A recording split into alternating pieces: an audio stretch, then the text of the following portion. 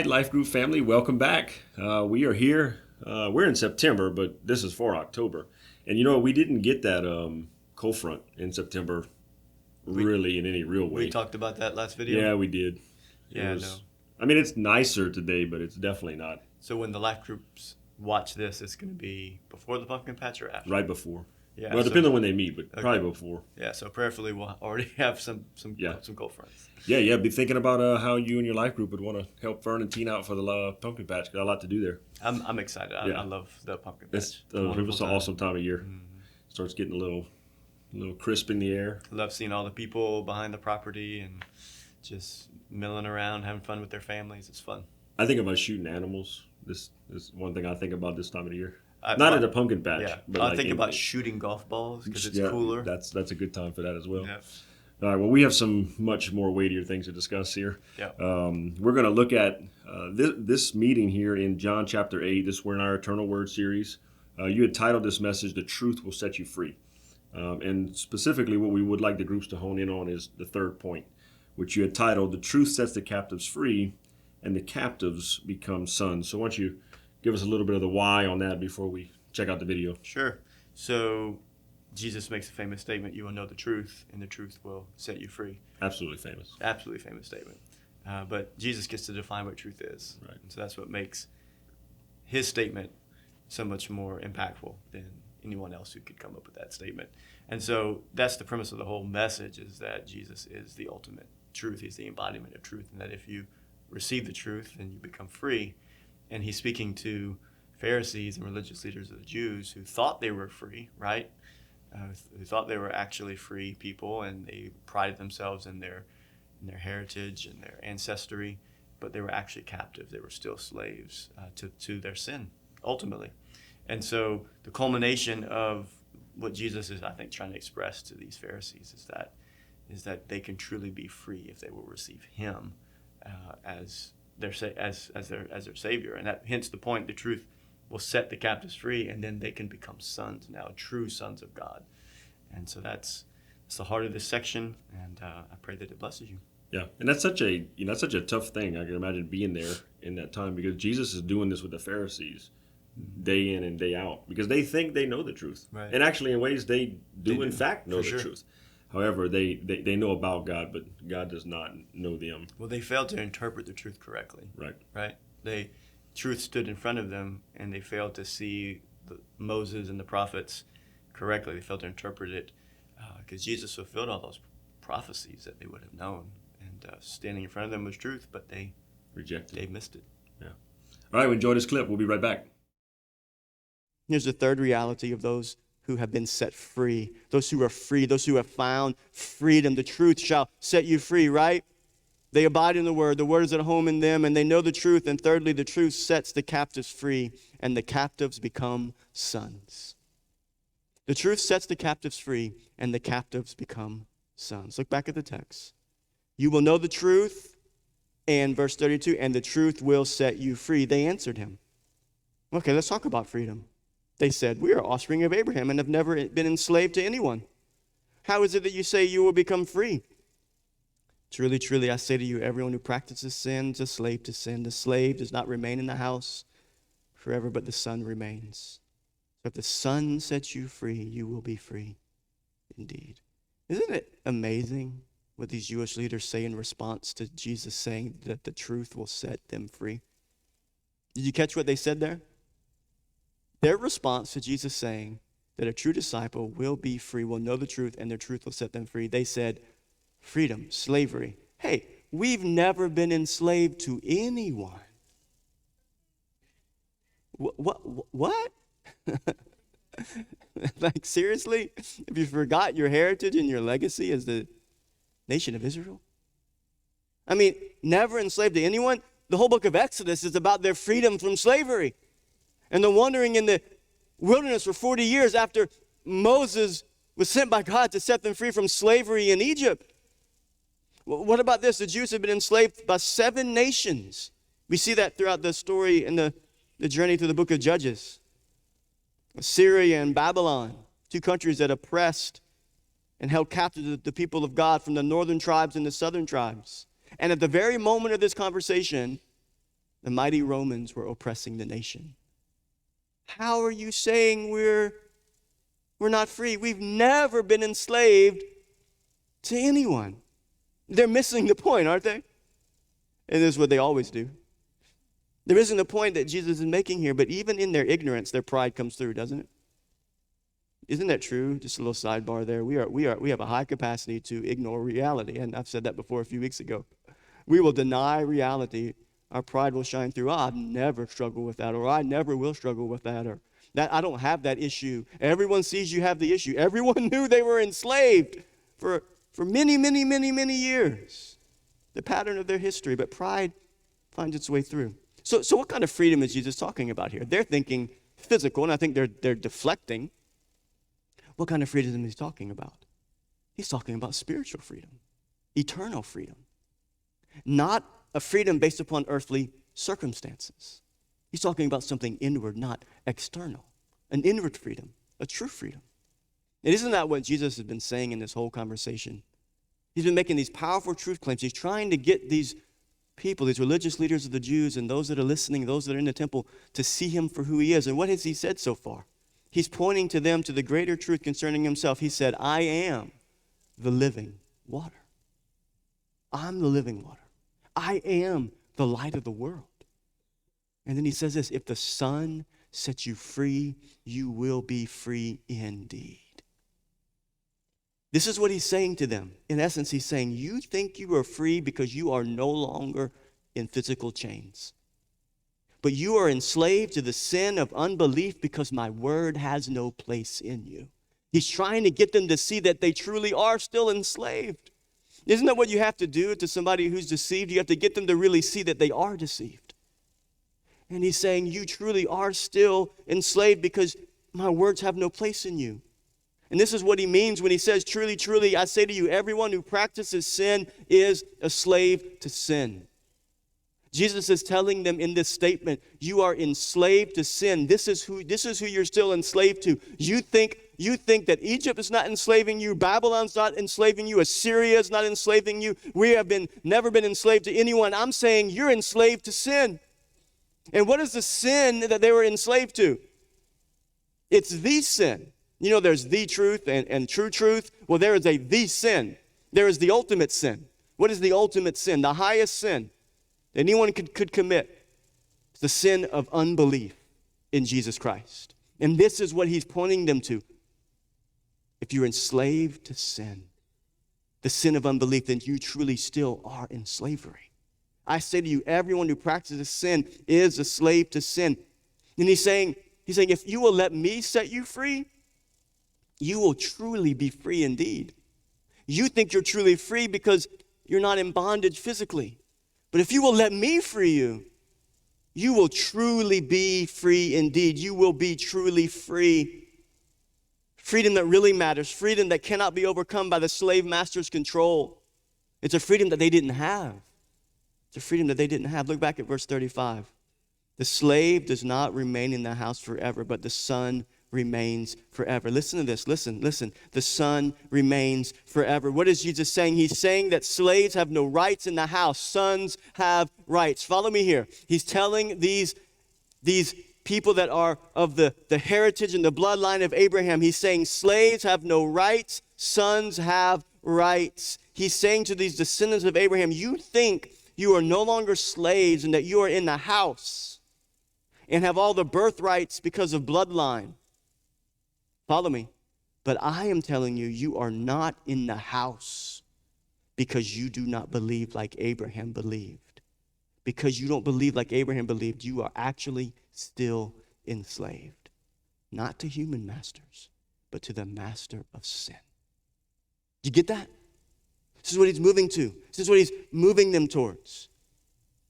Where else do we see this picture of sonship and slavery and freedom and adoption? We read it in our scripture reading this morning, Galatians 4, verses 4 through 7. But when the fullness of time had come, God sent forth his son, born of a woman, born under the law, to redeem those who were under the law, so that we might receive adoption as sons.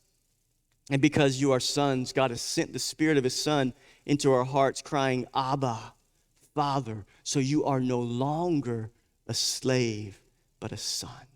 And if a son, then an heir through God. Amen?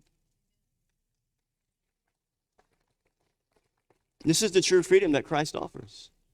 What about the illustrative story of the prodigal son? We see that, right?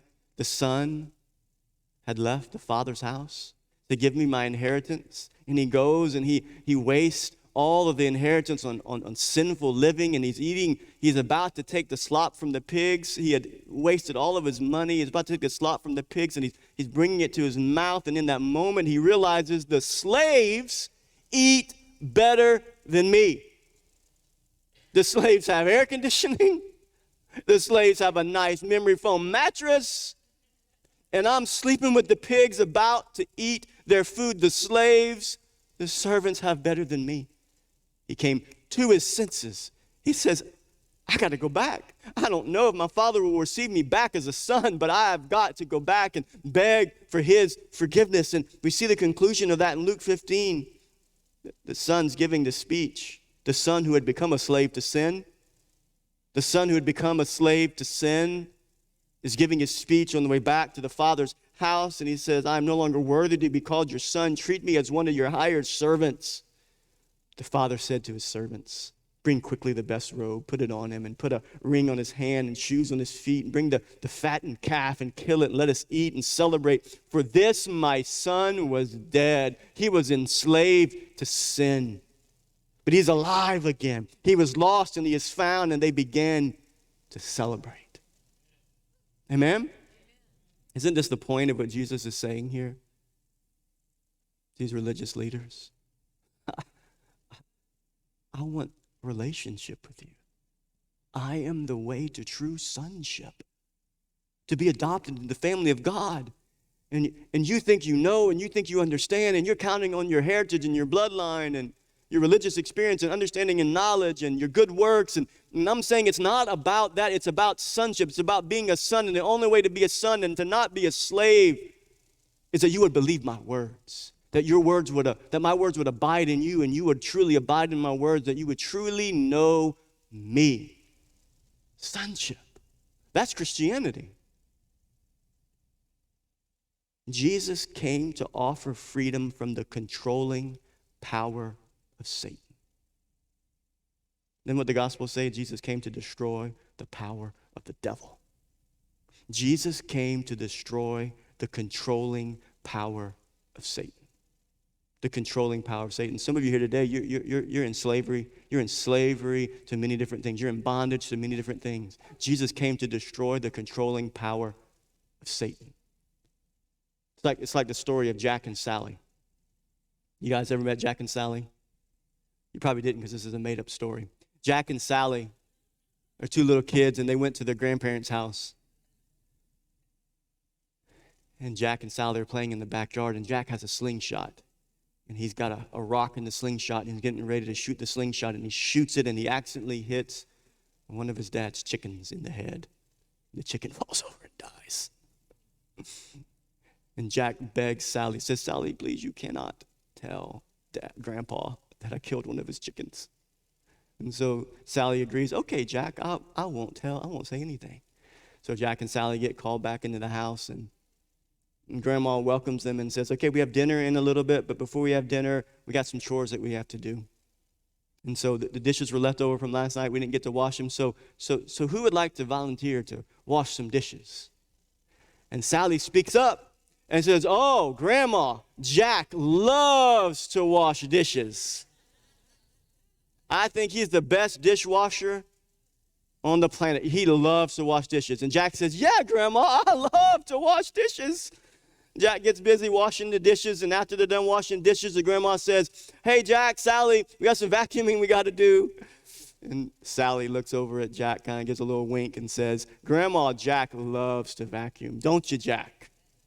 Jack kind of grits his teeth a little bit and says, yes, Grandma, I love to vacuum. I'm the best vacuumer ever. Got one more chore left to do, some dusting, and you guys get the point, right? Jack loves to dust, Grandma, and Jack's really biting it right there, and he goes and he dusts, and after all of that, after dinner, they sit down, and Grandpa pulls Jack aside by himself, and he says this to Jack. He says, let me tell you something, Jack. I know about the chicken. It's actually not the chicken, it's the duck. It's not going to work if I keep saying chicken. It's the duck. I know about the duck. It was a duck that got killed. He said, Jack, I know about the duck.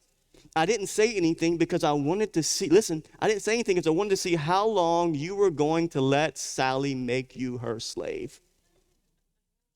How long were you going to let Sally make you her slave? All you had to do to keep her from holding you hostage was to tell me what you have done. That's it. And here's what I'll say. God knows you've killed the duck. You know the truth is? We've all killed the duck. We've all killed the duck.